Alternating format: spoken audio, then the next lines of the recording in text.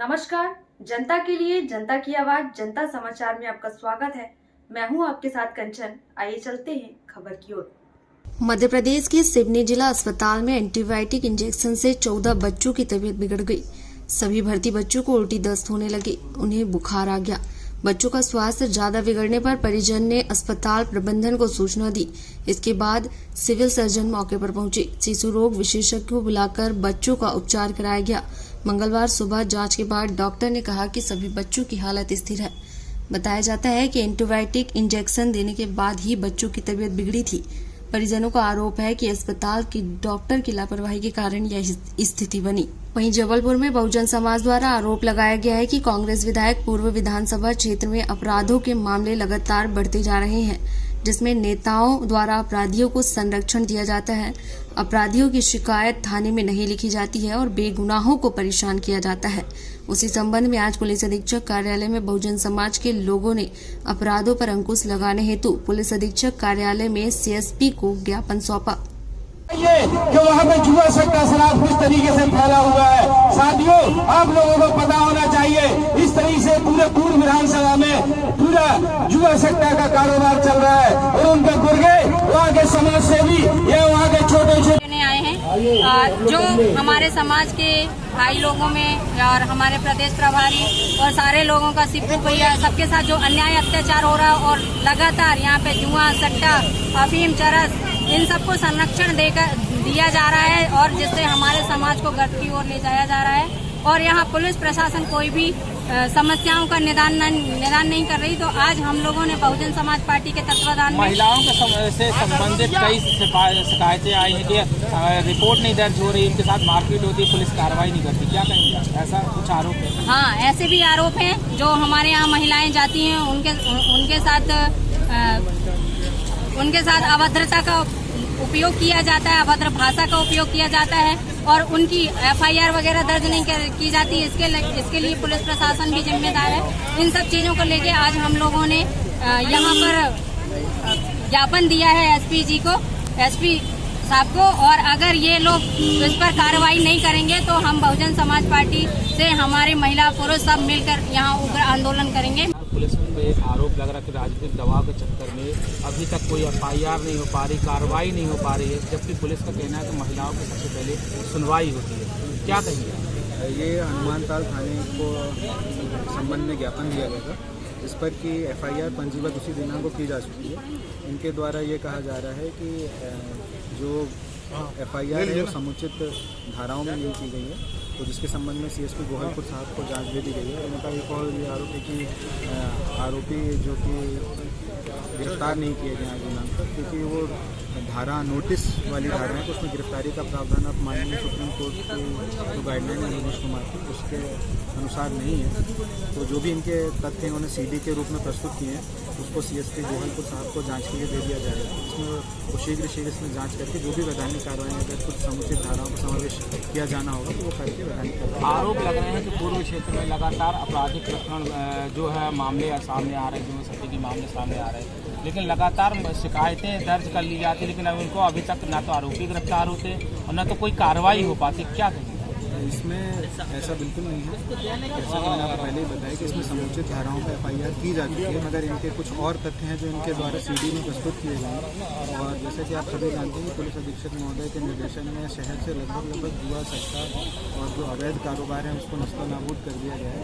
अगर फिर भी अगर ऐसा कहीं पर कोई लुका छुपी से अगर कोई कार्रवाई कर रहा है ऐसे अनुचित, तो उसकी सूचना आप गोपनीय तौर पर संबंधित वहाँ थाना क्षेत्र में दे सकते हैं, सीएसपी साहबान को या क्राइम ब्रांच में भी दे सकते हैं, जिस पे शीघ्र तत्काल एक्शन लिया जाए। इनका कहना है कि राजनीतिक दबाव में पुलिस कार्रवाई नहीं कर पाती। क्या ये कितना सच है यार? नहीं, ऐसा कोई भी राजनीतिक दबाव के कारण कार्रवाई का जो आरोपी के द्वारा लगा गया है वो पूर्णतः गलत है। पूरी निष्पक्षता से जांच की जा रही है और इनके द्वारा आज ही सीडी दी गई है। अगर इसमें कुछ भी ऐसा पाया जाएगा तो बिल्कुल कठोर कार्रवाई जो भी होगी वैधानिक रूप से की जाएगी। अंधमुख बाईपास में भीषण सड़क हादसा। तेज रफ्तार वाहन ने बुजुर्ग को ऐसी टक्कर मारी कि शरीर कई हिस्सों में बंट गया। जबलपुर के धनवंतरी नगर चौकी अंतर्गत अंधमुख बाईपास के पास भीषण सड़क हादसा हो गया। दुर्घटना का शिकार हुए व्यक्ति की ऐसी हालत हो गई कि उसका पूरा शरीर क्षत विक्षत हो गया। सूचना पर पहुंची पुलिस ने पंचनामा कार्रवाई कर शव को पोस्टमार्टम के लिए भेजते हुए मामले की जांच शुरू कर दी। पुलिस ने बताया कि आज 21 मार्च की सुबह किसी ने सूचना दी कि अंधमुख बाईपास के पास एक व्यक्ति बहुत बुरी हालत में मृत पड़ा है, जिसका हाथ, पैर, सिर अलग अलग पड़े हुए हैं। सूचना मिलते ही पुलिस बिना देर किए मौके पर पहुंच गई। प्रारंभिक जांच में सामने आया है कि उस व्यक्ति को किसी भारी वाहन ने इस कदर रौंदा कि उसकी दर्दनाक मौत हो गई। मृतक के आसपास बाइक या कोई अन्य वाहन भी नहीं मिला, जिससे जाहिर हो रहा है कि वह पैदल था। मृतक का चेहरा भी पहचान नहीं आ रहा है। ऐसे में पुलिस आसपास के गांव व थाना क्षेत्रों में पतासाजी कर मृतक की शिनाख्त का प्रयास कर रही है। बताया जा रहा है कि घटनास्थल पर रुकने वालों ने जैसे ही मृतक की हालत देखी तो उनकी रूह कांप गई। कोई भी इस मंजर को रुककर नहीं देख सका। एसआई सचिन वर्मा ने बताया कि शव की शिनाख्त करना या फिर इसे पहचान पाना बहुत मुश्किल है। शव के अवशेषों को फावड़े से उठवाया गया और मेडिकल कॉलेज भेजकर पोस्टमार्टम कराया जा रहा है। पुलिस मृतक की शिनाख्त करने के लिए आसपास पूछताछ करने में जुटी है। वहीं इंदौर पुलिस ने अंतर्राज्यीय चोर गिरोह के 3 सदस्यों को गिरफ्तार किया है। गिरोह ने वर्ष 2022 में संयुक्त संचालक नगरीय प्रशासन सोनू निगम के घर घटना को अंजाम दिया था। गिरोह महाराष्ट्र, हैदराबाद और राजस्थान में चोरी की वारदात कर चुका है। पकड़ाए चोरों ने 70 से भी अधिक वारदात कबूली है। चोरी के पैसों से भोपाल में लग्जरी मकान खरीदने की बात भी कबूली है। नागपुर क्राइम ब्रांच ने भी 8 महीने पहले गिरोह के सदस्यों को गिरफ्तार किया था। पकड़े गए बदमाशों के पास से 6 लाख रुपए मूल्य के सोने चांदी के आभूषण और महंगी घड़ियां बरामद की गई हैं। मध्य प्रदेश के खंडवा में टायर फटने से हुआ बड़ा हादसा। आगरमालवा के रहने वाले 16 लोग घायल, जबकि 2 लोग गंभीर बताए गए। खंडवा में मंगलवार सुबह श्रद्धालुओं से भरी पिकअप पलट गई। हादसे में 16 लोग घायल हैं, जबकि 2 लोगों की हालत गंभीर बताई जा रही है। सभी सलकनपुर देवी धाम से ओमकारेश्वर दर्शन और नर्मदा स्नान के लिए जा रहे थे। श्रद्धालु का जत्था आगरमालवा जिले का है। घायलों को इलाज के लिए सनावद अस्पताल में भर्ती कराया गया है। अधिकांश को इंदौर रेफर कर दिया। पुलिस ने पिकअप का टायर फटने से हादसा होना बताया।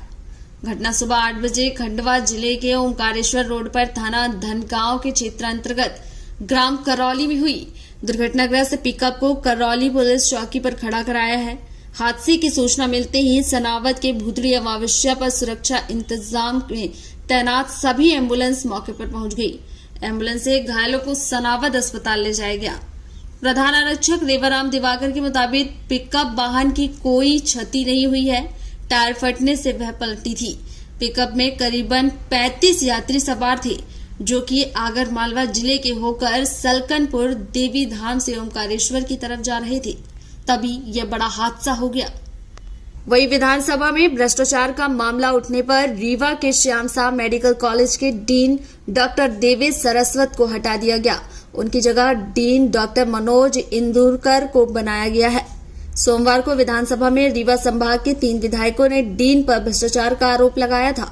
विधायक शारदेंदु तिवारी ने मेडिकल कॉलेज के डीन पर कर्मचारियों के बिलों को रोकने का मामला ध्यानाकर्षण करने के जरिए उठाया। विधायक पंचूलाल प्रजापति ने डीन पर प्राइवेट अस्पताल संचालित करने का मामला भी उठाया। विधायक कुंवर सिंह टेकाम ने भी पंचूलाल की बात का समर्थन करते हुए कहा कि सरकारी मेडिकल कॉलेज में इलाज मिलने की बजाय प्राइवेट अस्पताल में मरीजों को भेजकर लूटा जा रहा है। स्पीकर गिरीश गौतम ने मंत्री विश्वास सारंग से कहा था कि डीन को हटा दो। 2023 में विधानसभा चुनाव होने हैं और ठीक चुनाव के चंद महीने पहले ही भारतीय जनता पार्टी के कार्यकर्ताओं में फूट पड़ना शुरू हो गई। कैंट विधानसभा में भाजपा के कार्यकर्ता ने विधायक अशोक रोहाणी के खिलाफ जैसे ही मोर्चा खोला तो उसके साथ मारपीट शुरू हो गई। भाजपा कार्यकर्ता निशांत शर्मा ने बताया कि स्थानीय विधायक अशोक रोहाणी के कहने पर न सिर्फ उसके खिलाफ कैंट थाने में शिकायत दर्ज की गई है, बल्कि भाजपा विधायक के कहने पर उसके साथ जमकर मारपीट भी की गई। भाजपा कार्यकर्ता निशांत शर्मा ने भाजपा पार्टी के लेटर पैड पर शिकायत दर्ज करवाई है।